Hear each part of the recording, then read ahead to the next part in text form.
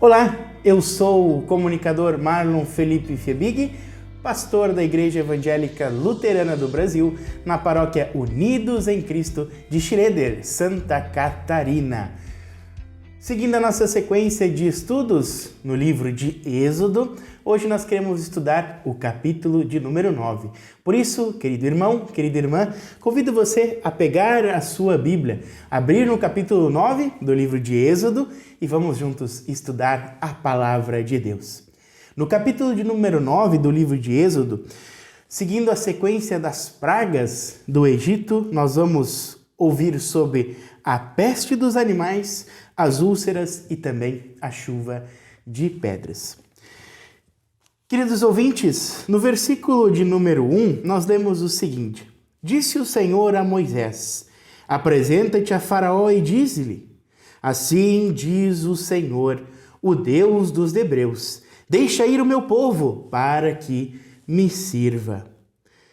E aí no versículo 2, porque se recusares deixá-los ir, e ainda por força os detiveres, versículo 3, eis que a mão do Senhor será sobre o teu rebanho que está no campo, sobre os cavalos, sobre os jumentos, sobre os camelos, sobre o gado e sobre as ovelhas, com pestilência gravíssima. Então, novamente, nós temos aquele pedido do Senhor, do nosso Pai, do Deus do povo de Israel: Deixe ir o meu povo para que me sirva. Este é o pedido de Deus ao Faraó. E aí Deus diz: caso isso não aconteça, haverá praga sobre os rebanhos do povo egípcio. E aí o Senhor diz o seguinte: eis que a mão do Senhor será sobre o teu rebanho que está no campo, sobre os cavalos, sobre os jumentos, sobre os camelos, sobre o gado e sobre as ovelhas, ou seja, sobre todos os animais, sobre todo o rebanho do povo egípcio. Mas aqui há uma questão interessante e importante no versículo 4. E o Senhor fará distinção entre os rebanhos de Israel e o rebanho do Egito, para que nada morra de tudo que pertence aos filhos de Israel. Por que Deus faz isso? Por que Ele vai fazer distinção? Primeiro, porque Ele ama o seu povo. Segundo, porque Ele queria trazer uma lição ao povo de Israel, para que o povo se arrependesse, para que o povo cresce nele e aí libertasse o povo de Israel. Pastor Marlon, mas como assim? De que forma isso? Bom, como nós já ouvimos em alguns estudos, o povo egípcio adorava vários deuses. E aí a gente tem aquelas imagenzinhas de um deus com cabeça de cachorro, com cabeça de cavalo, inclusive com cabeça de gato, né?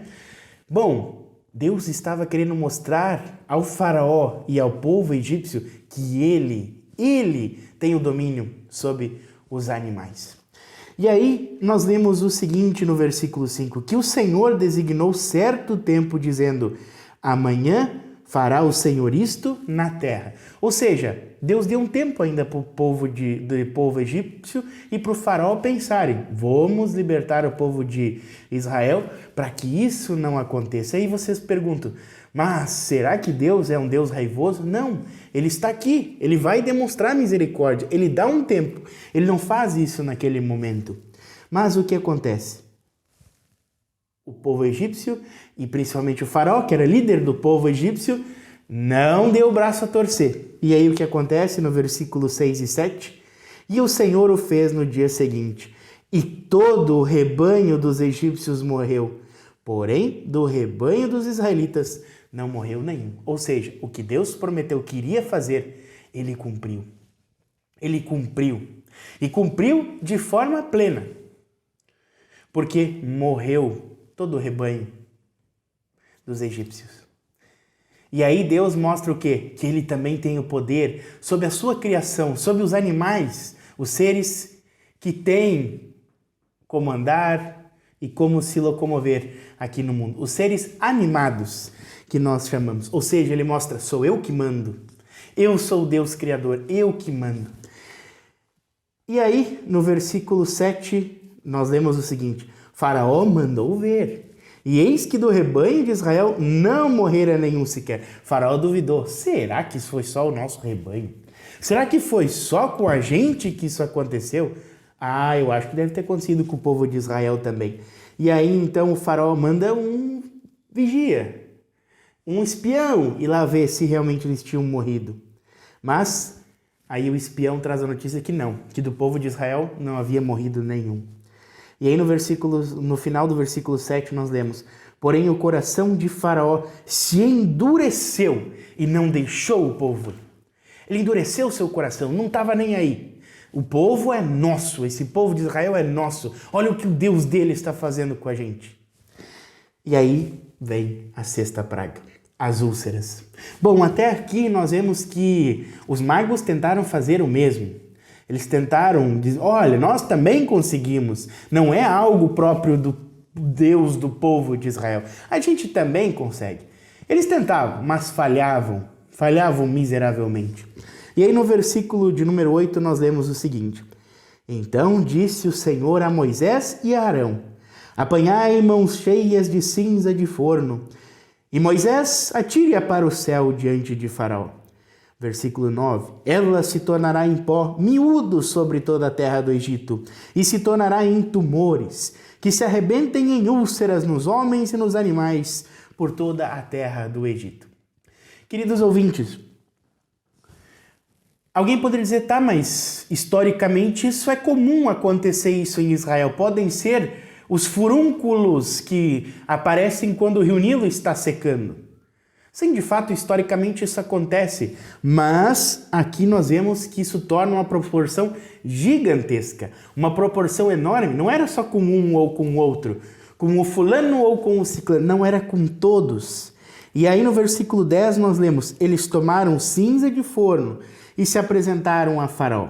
Moisés atirou-a para o céu e ela se tornou em tumores, que se arrebentavam em úlceras nos homens e nos animais. Novamente a gente vê então que isso atinge tanto os homens quanto os animais. A quinta praga também foi afetada com os animais. Animais que não se afetaram com essa peste, então tomaram de úlceras. E aí no versículo 11 nós lemos: de maneira que os magos eles não podiam permanecer diante de Moisés por causa dos tumores, porque havia tumores nos magos e em todos os egípcios. Os magos não ficaram ali com o faraó. Por quê? Porque eles tinham que se cuidar, eles não podiam ficar ali. Imagina a dor disso. Imagina a dor que sobrecaiu sobre o povo egípcio. E os magos não estavam nem aí, eles não queriam ficar ali junto com o faraó. Eles queriam se cuidar, ver se eles tinham como se curar. E aí no versículo 12 nós lemos: porém o Senhor endureceu o coração de Faraó, e este não os ouviu, como o Senhor tinha dito a Moisés. Mas por que o Senhor endureceu o coração de Faraó? Bom, porque ele não queria ver aquilo acontecendo com o seu povo. Mas era simples: se arrepender do que ele havia feito. Se arrepender do que ele estava fazendo com o povo de Israel. Libertar o povo de Israel. Aceitar o Deus de amor e misericórdia. Aceitar aquele Deus que age no mundo, o Deus criador. Mas não, eles preferiam ficar adorando cabecinhas de animais e outros deuses. O Deus do sol, o Deus da lua, o Deus da água. Mas o nosso Deus, ele é soberano. Sobre nós, sobre os animais. E mais adiante a gente vai ver com a sétima praga que ele é soberano também às coisas da natureza, tanto aos seres animados como os seres inanimados. E aí no versículo 13 nós lemos o seguinte: disse o Senhor a Moisés: levanta-te pela manhã cedo, apresenta-te a Faraó e dize-lhe: assim diz o Senhor, o Deus dos Hebreus: deixa ir o meu povo para que me sirva. Então é a segunda vez nesse nosso texto que aparece esse mesmo pedido de Deus. Deixa o meu povo ir, para que eles me sirvam. Este é meu povo, liberta-os. E aí, no versículo 14 e seguintes, nós lemos: pois esta vez enviarei todas as minhas pragas sobre o teu coração, e sobre os teus oficiais, e sobre o teu povo, que saibas que não há quem me seja semelhante em toda a terra. Por quê? Porque eles continuavam adorando esses falsos deuses. E Deus queria mostrar, sou eu que mando. É eu que mando aqui. Eu protejo o meu povo. E ele já mostrou isso, que o povo que ele escolhe para ser dele, ele protege de fato. Não veio a praga sobre os animais, a peste sobre os animais egípcios? Morreram os animais egípcios, mas o do povo de Israel se manteve firme e forte. As úlceras aqui, nós não temos nenhum sinal de que isso também não afetou o povo de Israel, que o povo de Israel teve livre dessas úlceras, né? A gente não sabe, mas a gente sabe que Deus é um Deus de amor e misericórdia.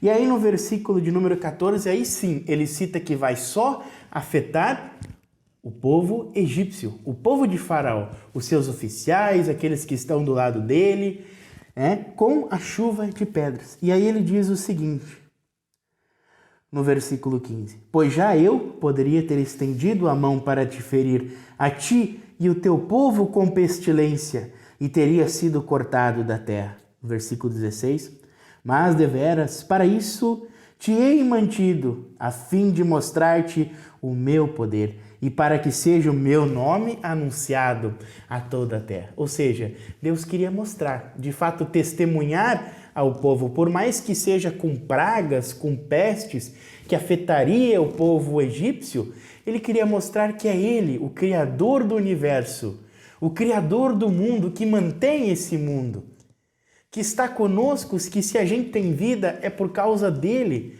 por causa da força dele, do amor dele. E aí ele diz, eu fiz isso para testemunhar o meu poder, que não é o Deus Rã, não é o Deus Sol, não é o Deus Gato, sou eu sou o Senhor teu Deus, eu sou o Senhor. E aí continuando no versículo 17, Deus, através de Moisés, ele diz, ainda te levantas contra o meu povo para não deixá-lo ir? Com tudo isso, tu ainda resiste? Tu ainda está sendo resistente? Tu não aprendesse que eu de fato sou Deus? Que não adianta esses magos virem ali, quererem fazer magicazinhas ali? Não, eu tenho domínio sobre o mundo. E aí, continuando no versículo 18, nós lemos, eis que amanhã, por esse tempo, novamente, Deus dá um tempo para que o faraó se arrependesse, libertasse o povo de Israel para que a chuva de pedra não viesse cair sobre aqueles que são dele. E aí nós lemos o seguinte,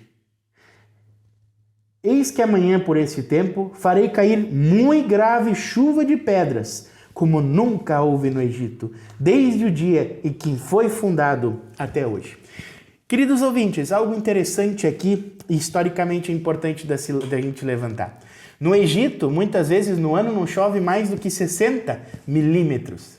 E uma chuva de pedra cair sobre o Egito? Bom, só Deus mesmo é capaz de fazer isso. Só Deus mesmo, de fato, tem o poder para fazer isso. Porque, historicamente, como a gente sabe, o Egito é seco. Mas Deus faz cair uma chuva de pedra sobre o Egito na 7ª praga. E aí nós lemos o seguinte no versículo 19. Vejam como Deus é misericordioso. Vejam como ele diz assim, não ajam dessa forma, se arrependa. Ele diz o seguinte, agora, pois, manda recolher o teu gado, tudo que tens no campo, todo homem e animal que se acharem no campo, e não se recolherem a casa em gafanhotos, caindo sobre eles a chuva de pedras, morreram. E no versículo 20, quem dos oficiais de Faraó temia a palavra do Senhor, fez fugir os seus servos e os seus gados para casa. Então aqui a gente vê que o povo de Israel, alguns do povo de Israel, de fato, eles reconhecem que Deus ele tem poder. O que ele está falando que vai acontecer, de fato vai acontecer. Então eles correm para sua casa, recolhem o seu gado, recolhem os seus oficiais. E no versículo 21, aquele, porém, que não se importava com a palavra do Senhor, deixou ficar no campo os seus servos e o seu gado. E a chuva de pedra veio, destruiu, machucou, matou.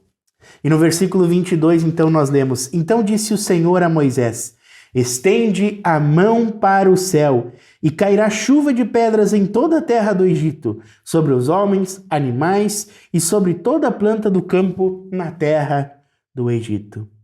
E no versículo 23, Moisés estendeu o seu bordão para o céu. O Senhor deu trovões e chuva de pedras, e fogo desceu sobre a terra. E o Senhor fez cair chuva de pedras sobre a terra do Egito. Olha só, algo que para nós parece até impossível de a gente presenciar ou ouvir falar que isso já tenha acontecido, mas a palavra de Deus está aqui de testemunho que de fato isso aconteceu. Versículo 24, de maneira que havia muita chuva de pedras e fogo, misturado com a chuva de pedras tão grave, qual nunca houve em toda a terra do Egito, desde que veio a ser uma nação. Versículo 25, por toda a terra do Egito, a chuva de pedras feriu tudo quanto havia no campo, tanto homens como animais. Feriu também a chuva de pedras toda a planta do campo e quebrou todas as árvores do campo. Versículo 26, importante. Somente na terra de Gozém, onde estavam os filhos de Israel, não havia chuva de pedras. É como se o Senhor tivesse colocado um domo por cima de onde o povo de Israel estava.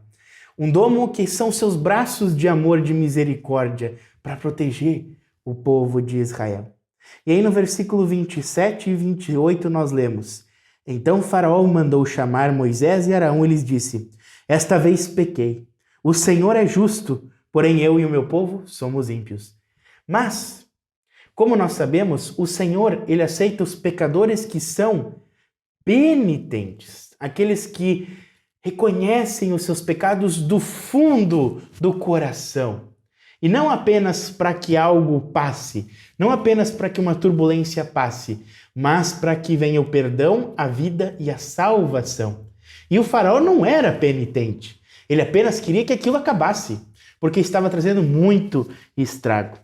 E aí no versículo 28, orai ao Senhor, pois já bastam estas grandes trovões e a chuva de pedra. Eu vos deixarei ir e não ficareis mais aqui. Então respondeu-lhe Moisés: Em saindo eu da cidade, estenderei as mãos ao Senhor, os trovões cessarão e já não haverá chuva de pedras, para que saibas que a terra é do Senhor. Moisés aqui mesmo traz o seu testemunho de que a terra ela é do Senhor. Tudo que está na terra pertence ao Senhor. O poder estava com Moisés? Não, era o Senhor que enviava o poder a Moisés. E aí no versículo 30, quanto a ti, porém, e os teus oficiais, eu sei que ainda não temeis ao Senhor Deus.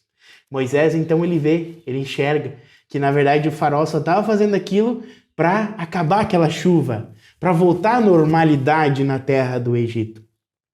E aí, versículo 31, 32, nós lemos: O linho e a cevada foram feridos, pois a cevada já estava na espiga, e o linho em flor. Porém o trigo e o centeio não sofreram dano, porque ainda não haviam nascido. Versículos 33 até o 35. Saiu, pois, Moisés da presença do faraó e da cidade, e estendeu as mãos ao Senhor. Cessaram os trovões e a chuva de pedras, e não caiu mais chuva sobre a terra. Então aqui nós temos, de fato, o testemunho de que o Senhor, ele é o Senhor sobre tudo, sobre objetos animados, como nós, e os animais, e os inanimados, como a pedra. Se Deus manda a pedra cai. Ele tem poder. E no versículo 34 e 35, tendo visto o faraó que cessaram as chuvas, as pedras e os trovões, tornou a pecar e endurecer o coração, ele e os seus oficiais, pecador e impenitente.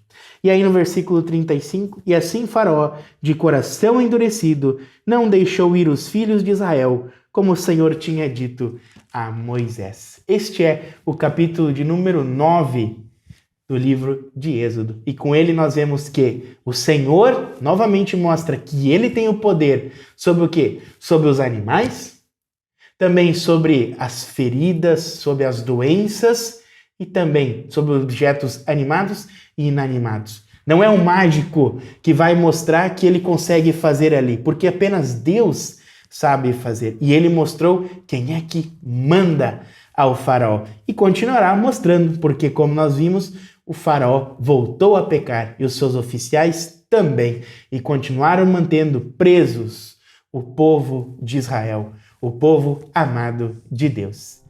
Querido ouvinte, que Deus esteja com você. Um forte abraço, a bênção do nosso Deus guarde o coração e a mente de vocês. Amém. Para saber mais, entre em nosso site radiocpt.com.br e acompanhe nossa programação. Siga e curta nossos canais no youtube.com/radiocpt, facebook.com/radiodaiel e o nosso podcast no SoundCloud e Spotify. E compartilhe a mensagem de Cristo para todos.